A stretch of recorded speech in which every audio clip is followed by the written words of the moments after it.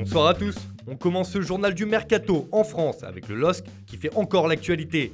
Le club nordiste avance bien dans le dossier Jonathan David, le buteur de la Gantoise. Et c'est le directeur sportif du club belge, Michel Louadji, qui a indiqué que le transfert était en bonne voie. C'est un transfert international et cela prend du temps. Nous allons dans la bonne direction. Les Dogs devraient s'offrir l'attaquant canadien contre un chèque de 30 millions d'euros.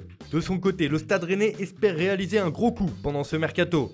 D'après la presse allemande, le club breton s'intéresserait de près à Javi Martinez, le défenseur du Bayern Munich. Sous contrat jusqu'en 2021, l'Espagnol ne sera pas retenu par les dirigeants bavarois. Les Rouges et Noirs ne sont pas seuls sur ce dossier, mais le défenseur de 31 ans apparaît comme le profil idéal pour faire passer un cap au club. Non conservé par Everton, Djibril Sidibé est en attente d'un nouveau challenge. Le latéral droit va quitter Monaco cet été, et selon nos informations, le Français voit le Bayer Leverkusen s'intéresser à lui. L'ASM espère en tirer 12 millions d'euros. À l'étranger, l'AS Roma voudrait sortir Samuel Umtiti de sa galère au Barça. Le club italien a tenté une première approche avec son homologue barcelonais pour un prêt avec option d'achat. Sauf que le joueur veut rester en Catalogne, la Roma devra donc tenter de le faire changer d'avis. On passe à notre focus du jour sur Manchester City. Libérés des sanctions de l'UEFA, les Sky Blues sont en grande forme et auraient une enveloppe de 330 millions d'euros à dépenser cet été. L'équipe de Pep Guardiola s'est déjà offert Ferran Torres pour 25 millions d'euros en provenance de Valence et depuis hier c'est Nathan Ake, le défenseur qui évoluait à Bournemouth, qui est venu grossir les rangs mancuniens avec un transfert de 45 millions d'euros. Mais les Citizens ne comptent pas s'arrêter en si bon chemin. Et c'est toujours dans le secteur défensif qu'un taulier est attendu, notamment si le grand espoir Eric Garcia, qui ne veut pas prolonger, file au Barça où il est courtisé. Selon nos informations, City n'aurait pas abandonné l'idée de recruter Kalidou Koulibaly. Manchester City est officiellement entré en contact avec Naples afin de connaître les conditions de sortie du joueur.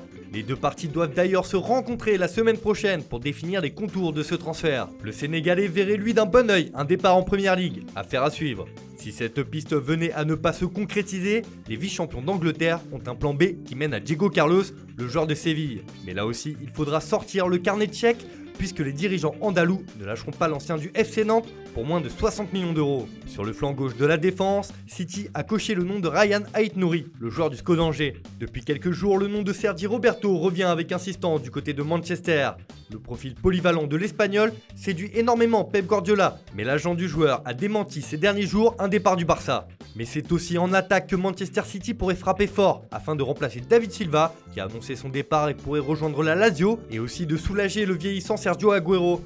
Le club anglais souhaiterait profiter des négociations compliquées entre l'Inter et le Barça pour coiffer tout le monde dans le dossier Lautaro Martinez.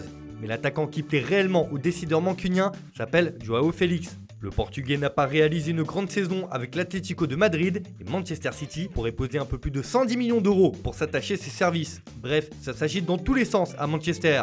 On file en Italie où l'AC Milan veut retrouver le haut de l'affiche après sa fin de saison tonitruante. Et pour cela, les rossoneri ont de l'ambition sur le mercato. Tout d'abord, le club lombard a prolongé son entraîneur Stefano Pioli et levé l'option d'achat de 3,5 millions d'euros de Simon Kjær au FC Séville. Même chose pour Alexis Salmakers qui devrait être officialisé dans les prochaines semaines. Milan a déjà enregistré l'arrivée pour 0 € de Pierre Kalulu en fin de contrat aspirant à l'OL. Les dossiers chauds en ce moment sont les prolongations de contrat de Zlatan Ibrahimovic, libre à la fin de la saison, et celle de Gianluigi Donnarumma, dont le bail expire en 2021.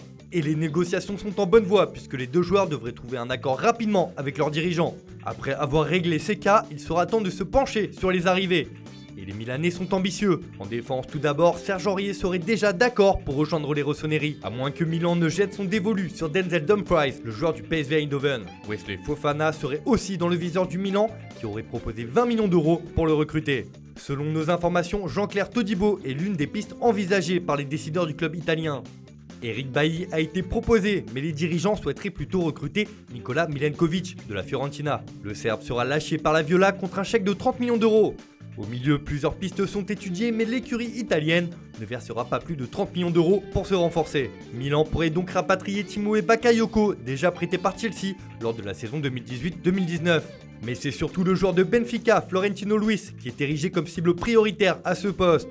Raphaël Leao est lui dans le viseur du Real Madrid. Un an après son arrivée en Lombardie, l'attaquant pourrait déjà plier bagage et rejoindre la Casablanca afin de devenir la doublure de Karim Benzema. Enfin, c'est officiel, Jefferson Farfan quitte le Lokomotiv Moscou.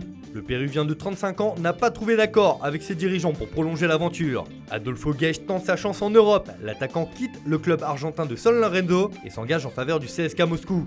Laissé libre par le FC Barcelone, Arda Turan retourne à Galatasaray. Le milieu de terrain retrouve son club formateur avec qui il a signé un contrat d'1 an plus une année en option.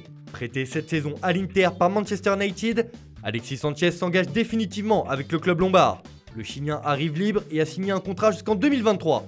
Le LOSC continue d'envoyer des jeunes dans son club satellite de Moucron. Ainsi, El Hadji Arfan Gueye a signé un contrat jusqu'en 2023 avec la formation belge.